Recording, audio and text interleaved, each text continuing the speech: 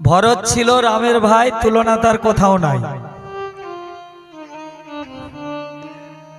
ভরত ছিলেন রামচন্দ্র ভগবানের ভাই। ভরত কার কোন মায়ের সন্তান ছিলেন?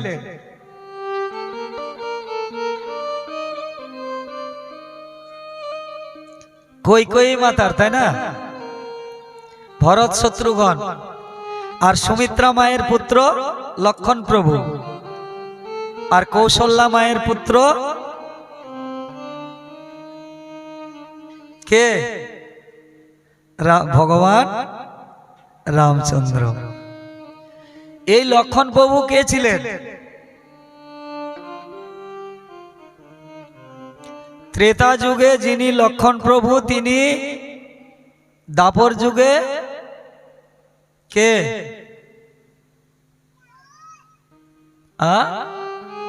বলরাম। আর তিনি আবার আমাদের কলিযুগে নিতাই চাঁদ। বলরামও হইল নিতাই। গান করেন আমার রাধাশ্যামদা। তাহলে দেখুন, যিনি দাপরে ছিলেন বলরাম দাদা, কলিযুগে এসে হলেন নিতাই চাঁদ। একটু শ্রবণ করি। সঙ্গে সঙ্গে ভগবান রামচন্দ্র, তিনি তো দাপরে কৃষ্ণ, ত্রেতাতে রাম, আর কলিযুগে রাধা কৃষ্ণের মিলিত তনু শ্রীকৃষ্ণ চৈতন্য মহাপ্রভু। কলিযুগে কার আঙ্গিনায় আসলেন? সচী মাতার আঙ্গিনায়, শ্রীরাম নবদ্বীপে। আর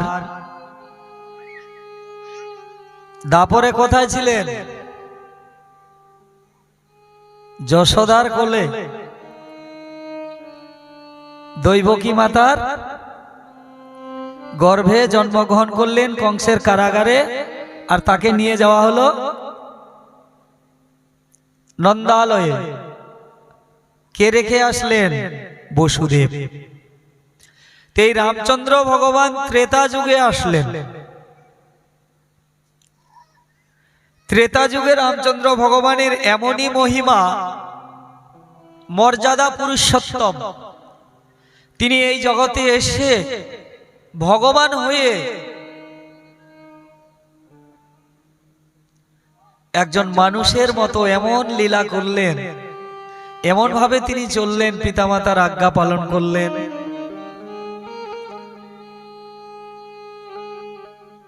এবং মর্যাদা দেখিয়ে গেলেন, এমন মর্যাদা দিলেন যে সেই রামচন্দ্র ভগবানের কাছে সবাই আমরা শিক্ষা নিতে পারি। কি শিক্ষা নিতে পারি? রামচন্দ্র ভগবান ছোটতে যখন জন্মগ্রহণ করলেন, যখন কথা বলতে শিখলেন, গোমা চলতে শিখলেন, তখন কি করতেন জানো? প্রাতঃ সময় উঠি রঘুনাথ,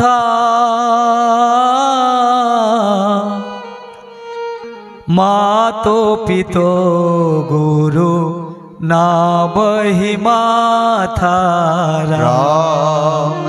राम सिया राम जय जय राम।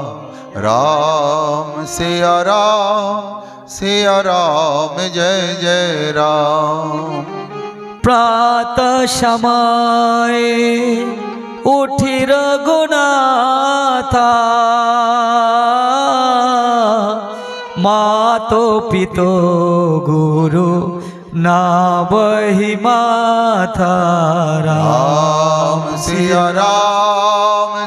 राम जय जय राम। राम सिया राम जय जय राम। এই রামচন্দ্র ভগবান ছোট থেকে কি করতেন? সকালবেলা ঘুম থেকে উঠে গিয়ে আগে পিতামাতাকে প্রণাম করতেন। এবার যত বড়রা ছিলেন সবাইকে প্রণাম করতেন। আমাদের রামচরিত মানস বললেন, ভাগবত বললেন যে তুমি যত মানুষকে প্রণাম করবে তত তোমার আয়ু বৃদ্ধি হবে, তোমার মঙ্গল হবে। ভক্তিতেই মুক্তি, তোমার মুক্তি হবে। ভক্তি করলে তোমার আয়ু বৃদ্ধি হবে। বলে কেমন করে? প্রমাণ কি আছে? আছে গো মা, ভাগবতে আছে, রামচরিত মানসে আছে, অন্যান্য যত পুরাণ আছে সব পুরাণে আমাদের প্রণাম আছে, প্রমাণ পাওয়া যায়। বলে কি? যে তুমি সাধু সন্ত সাধু গুরু বৈষ্ণবকে যত প্রণাম করবে, তোমার মাথাটা যত নিচু করবে, তত তোমার আয়ু বৃদ্ধি হবে। বলে যেমন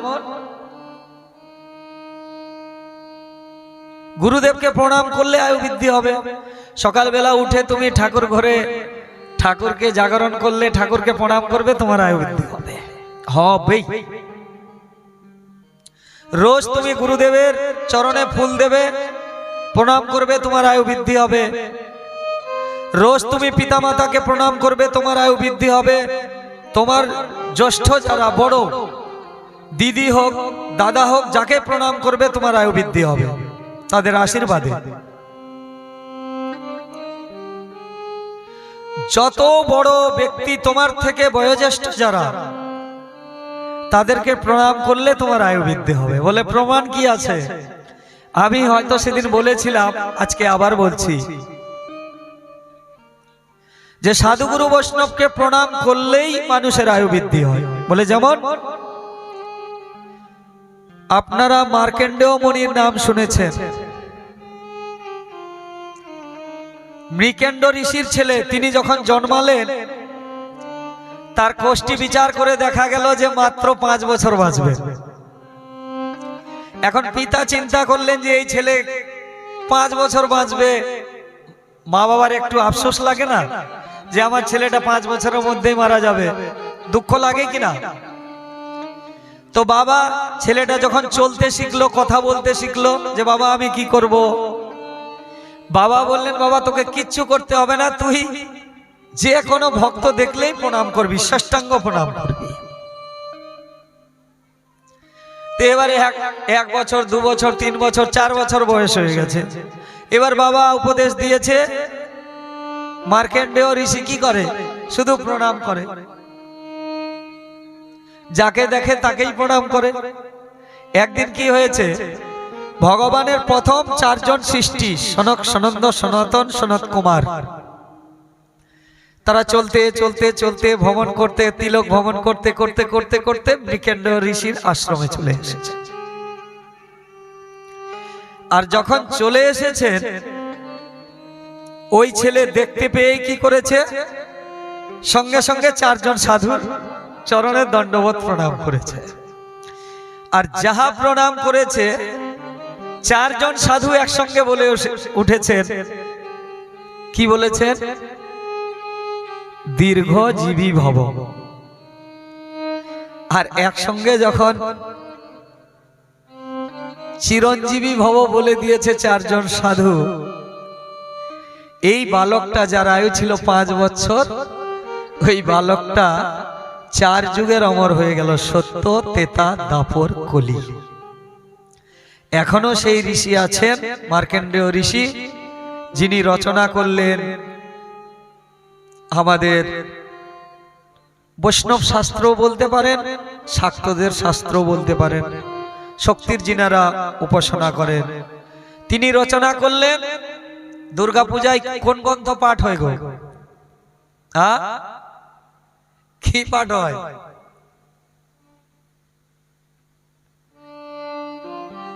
ঠাকুর মশাই কোন গ্রন্থ পাঠ করেন দুর্গাপূজাতে? কেউ বলতে পারে না?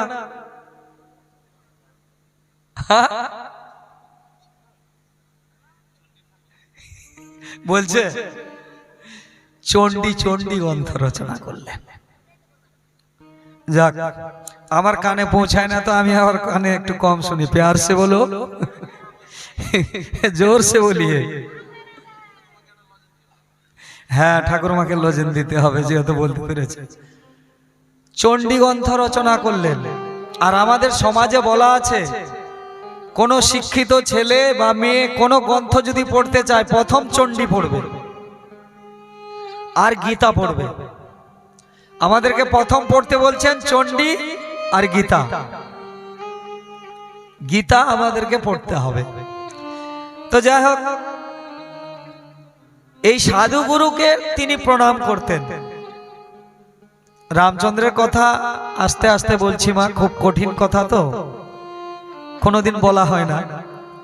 এবার এই রামচন্দ্র ভগবান ছোটবেলা থেকেই সবাইকে সম্মান দিতেন, মর্যাদা দিতেন, সবাইকে ভালোবাসতেন।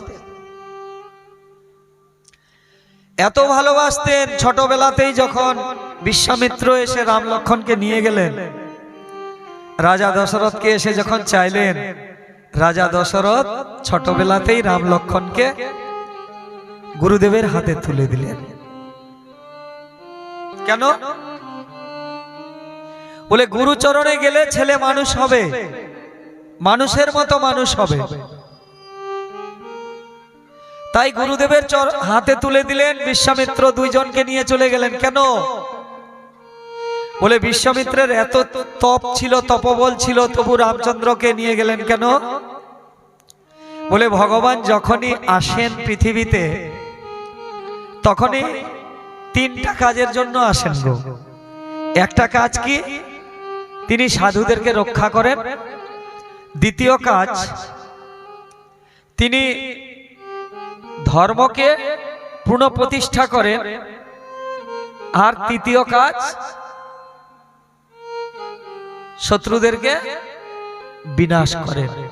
প্রথম সাধুদেরকে রক্ষা করেন, তারপর ধর্ম স্থাপন করেন, আর শত্রুদেরকে বিনাশ করেন। তো এই বিশ্বামিত্র কেন এসেছিলেন তাদেরকে নেবার জন্য? আমরা দেখতে পাই শাস্ত্রে যে অনেকগুলো রাক্ষসকে উদ্ধার করবার জন্য তিনি রামচন্দ্র এবং লক্ষ্মণকে নিয়ে গিয়েছিলেন। কেন? বিশ্বামিত্রের তো অনেক তপবল ছিল, তিনি তপের দ্বারা তাদেরকে ভস্ম করে দিতেন। তাকে জিজ্ঞাসা করা হলো যে গুরুদেব, আপনি তো নিজের তপস্যার দ্বারা এনাদেরকে পুড়িয়ে ছাই করে দিতে পারেন। তখন গুরুদেব উত্তর দিচ্ছেন যে আমি যদি মারি তাহলে কি হবে? তারা মারা যাবে। আর স্বয়ং ভগবান যদি তাদেরকে মারে তাহলে তারা উদ্ধারিত হবে। ভগবান যদি তাদেরকে বধ করেন তাহলে তারা গোবিন্দ চরণ প্রাপ্ত হবে। আর আমি যদি তাদেরকে নিহত করি তাহলে তো তারা গোবিন্দ চরণ পাবে না। তাই ভগবানকে সঙ্গে নিয়ে সেই রাক্ষসগুলোকে বিশ্বামিত্র উদ্ধার করেছিলেন। এই রামচন্দ্র ভগবান, একটু পরে যাব মা আমরা আনন্দের দিকে, একটু প্রথম হিস্টোরিটা বলছি তো একটু শ্রবণ করুন। এই রামচন্দ্র ভগবানের পিতা ছিলেন রাজা দশরথ। আর ইনি কোন বংশে এসেছিলেন? আমাদের কৃষ্ণ ভগবান কোন বংশে এসেছিলেন? যদু বংশ, চন্দ্রবংশ যাকে বলা হয়। আর এই রামচন্দ্র ভগবান সূর্য বংশ, তিনি এসেছিলেন।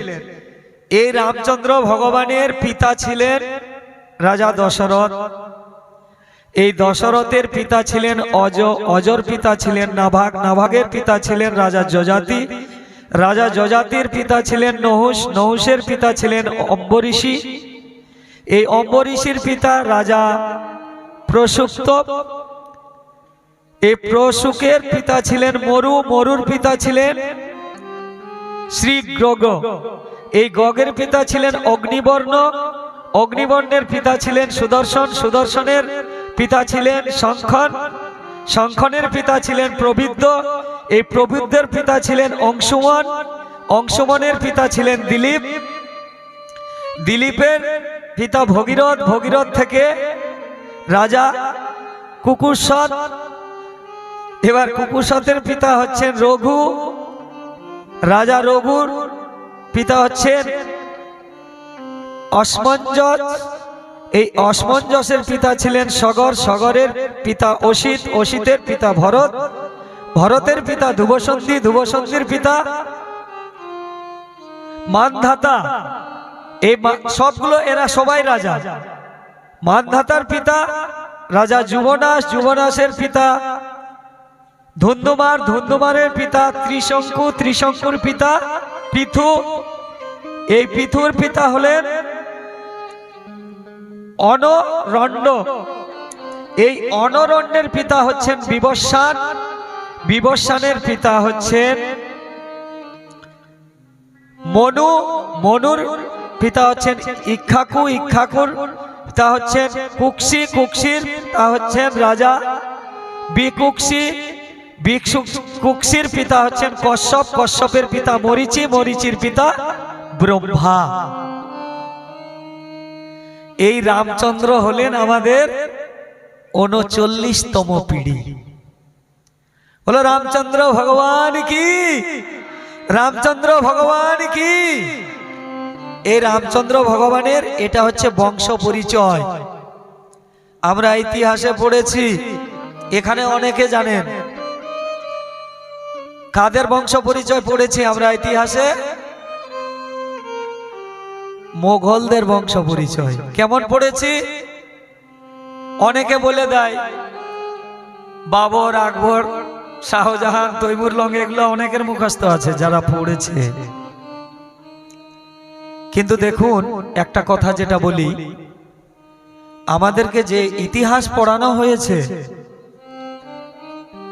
আমাদের বংশের পরম্পরা পড়ানো হয়নি। আমি কোন বংশে এসেছি, আমরা সবাই কোন বংশে জন্মগ্রহণ করেছি, কেউ বলতে পারবো? একজন হাত তুলে বলুন তো, আমি অমুক বংশে জন্মগ্রহণ করেছি। আমরা আমাদের গোত্রের পরিচয় দিই। তোমার গোত্র কি? বলে আমার গোত্র হচ্ছে কাশ্যপ গোত্রস্য।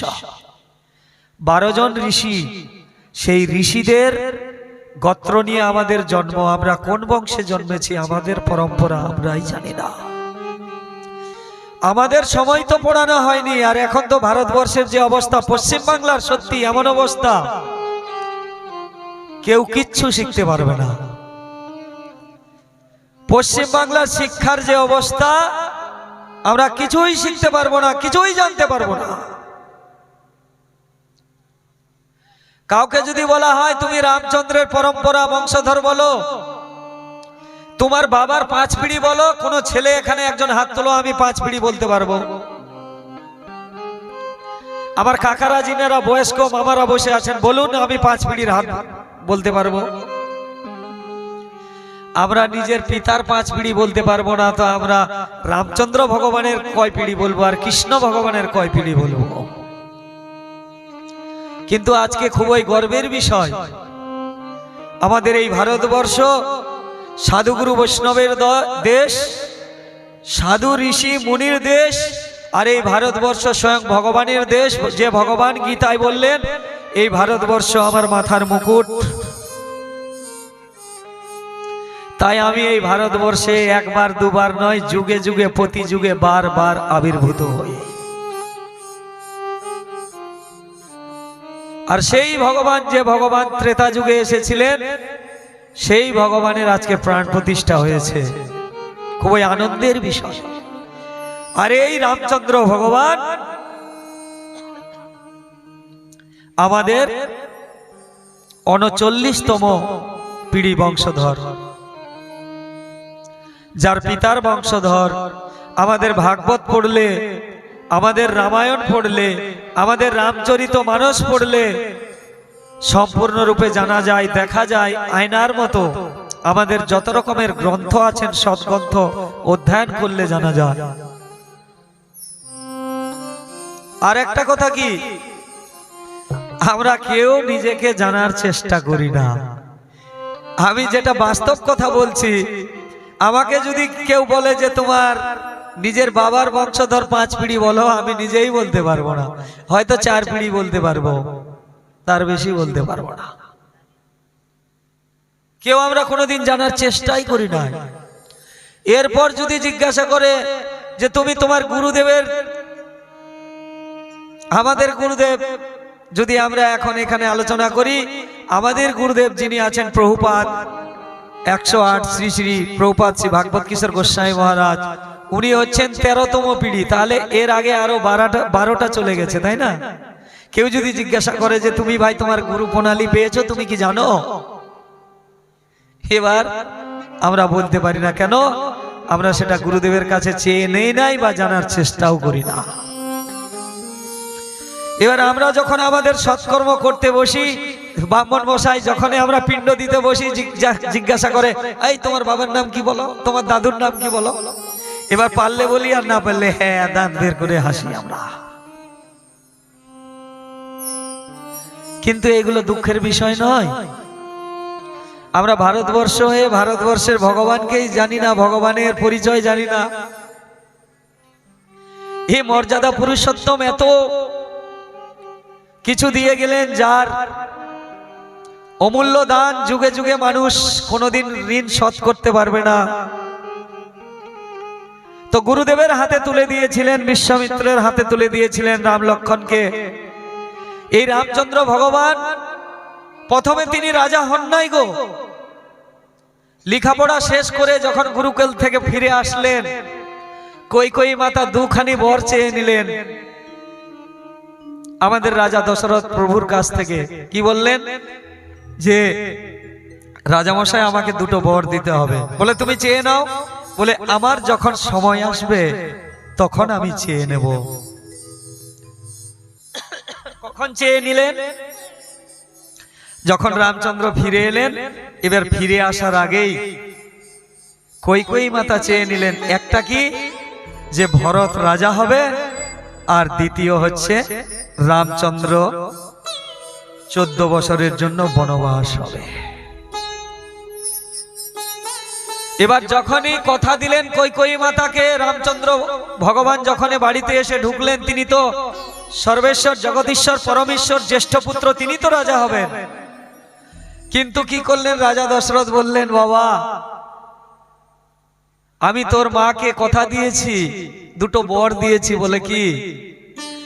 যে আমার এই রাজ্যের রাজা হবে ভরত, আর তোর 14 বছর বনবাস হবে, তুই বনবাসে যাবি। আমার রামচন্দ্র ভগবান কি করলেন জানো? একটা কথাও বললেন না, পিতার দিকে মাথা উঁচু করে কিছুই বললেন না, শুধু হাসি মুখে বললেন, বাবা আমাকে আশীর্বাদ করো, আমি যেন পিতৃবাক্য পালন করতে পারি, আমি যেন হাসি মুখে বনে 14টা বৎসর কাটাতে পারি। আমার রামচন্দ্র ভগবান হাসতে হাসতে খালি পায়ে এই অযোধ্যার সিংহাসন ছেড়ে দিয়ে, যার প্রাপ্ত ছিল সিংহাসন, তার প্রাপ্ত হলো কি? বলে 14 বছর বনবাস। হাসি মুখে বরণ করে নিলেন। তখন কিন্তু ভরত ছিলেন না, ভরত বাড়িতে ছিলেন না। রাম যাবেন বনবাসে, লক্ষ্মণ প্রভু বাইনা ধরলেন আমিও যাব দাদার সঙ্গে। এবার সুমিত্রা মায়ের কোল খালি করে আমার লক্ষ্মণ প্রভু চললেন রামচন্দ্র প্রভুর সঙ্গে। সঙ্গে জনকী নন্দিনী, জনক নন্দিনী আমার সীতা মাতা, সেও হাসতে হাসতে রামচন্দ্র প্রভুর সঙ্গে বনে চলে গেলেন। এদিকে কি হলো? ভগবান বনে গেলেন খালি পায়ে, তিনি বনে চলে যাচ্ছেন। এদিকে কৈকেয়ী মাতার পরম আনন্দ। যখন বনে চলে গেলেন, ভরত আসলেন বাড়িতে, এসে দেখছেন অযোধ্যাতে সবার মুখ অন্ধকার, কারো মুখে হাসি নেই। এবার ঘরে ঢুকে জিজ্ঞাসা করছেন, তার মাকে জিজ্ঞাসা করছেন, মা বলো আমার দাদা কোথায়, রামচন্দ্র কোথায়? বলো না রামচন্দ্র কোথায়? এ কথা ও কথা দিয়ে কৈকেয়ী মাতা ভুলাচ্ছেন, বাবা শোন, তোর জন্য আমি সুন্দর একটা পরিবেশ রচনা করেছি। বলে কি? যে রামচন্দ্রকে দিয়েছি বনবাস, আর তুই এই আমার রাজ্যের রাজা হবে। সঙ্গে সঙ্গে ভরত মায়ের সামনে দাঁড়িয়ে বললেন, তুমি কি মা? যে সর্বেশ্বর জগদীশ্বর পরমেশ্বর, যিনি এই অযোধ্যায় দশরথের জ্যেষ্ঠ পুত্র হয়ে জন্মগ্রহণ করেছেন, তাকে তুমি বনবাসে পাঠিয়ে দিয়েছ, আর আমার জন্য রেখেছো সিংহাসন। তুমি জানো আমি সেবক, সেবক কোনোদিন সিংহাসনে বসে না, দাস কোনোদিন সিংহাসনে বসে না, দাস তো দাসত্ব করবে। তুমি এ কি করেছো মা? তুমি যে কর্ম করেছো তার জন্য তোমাকে আমার মা বলতে ঘৃণা হয়। আমি তোমাকে ত্যাগ করলাম, আমি তোমাকে মা বলে ডাকতে পারবো না। আমি ছুটে যাচ্ছি আমার রামচন্দ্র প্রভুকে ফিরিয়ে আনতে। আমার প্রভুকে ফিরিয়ে নিয়ে এসে এই সোনার সিংহাসনে আমি বসাবো, তবেই আমার নাম ভরত, আমি তবেই রামচন্দ্রের দাস।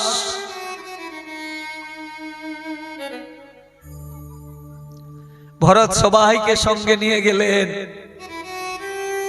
ততক্ষণ আমার রামচন্দ্র প্রভু চিত্রকূট পর্বতে গিয়ে পৌঁছে গেছেন।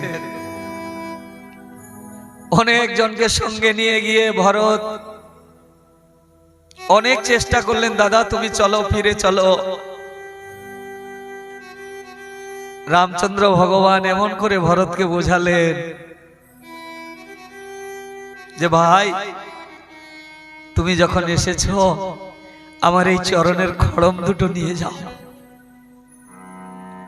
তুমি সিংহাসনে না হয় নাই বসলে, কিন্তু আমার এই পায়ের পাদুকা দুটো তুমি সিংহাসনে বসিয়ে দিয়ে জানবে তোমার দাদা বসে আছে, তুমি সেবা করবে। আমি আমার পিতৃদেবকে, আমার পিতাকে কথা দিয়েছি, যেদিন 14 বৎসর পরিপূর্ণ হবে সেদিন আমি অযোধ্যায় ফিরবো, তার আগে ফিরবো না। আমি যদি পিতৃবাক্য পালন না করি, আমি যদি পালন না করি, এই জগতে কেউ পিতামাতার কথা শুনবে না, মা বাবার কথা কেউ পালন করবে না। তাই আমাকে মানতে হবে। আমার মর্যাদা পুরুষোত্তম ভরতকে পাঠিয়ে দিলেন দুখানি খড়ম দিয়ে। আর ভরত কি করলেন?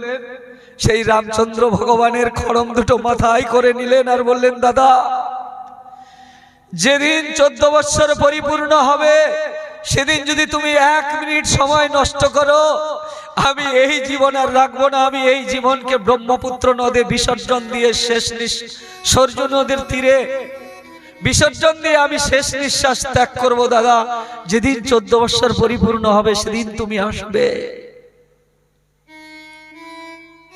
ভগবান চলে গেলেন বনবাসে। ভরত এসে, ভগবান তো বনে বনে কাটালেন। কোল ভিল আদিবাসী, নিম্ন জাতি, পাদর জাতি, হনুমান জাতি সবাইকে বুকে লাগালেন। এবার বনবাসে গিয়ে রামচন্দ্র ভগবান আমার সীতা মাতাকে হারিয়ে ফেললেন। এবার সীতা মাতার বিয়োগ ব্যথায় তিনি কাতর হয়ে পড়লেন। এবার জাম্ববান, সুগ্রীব সবাই তাকে বলছে, বন্ধু তুমি যদি একভাবে ভেঙে পড়ো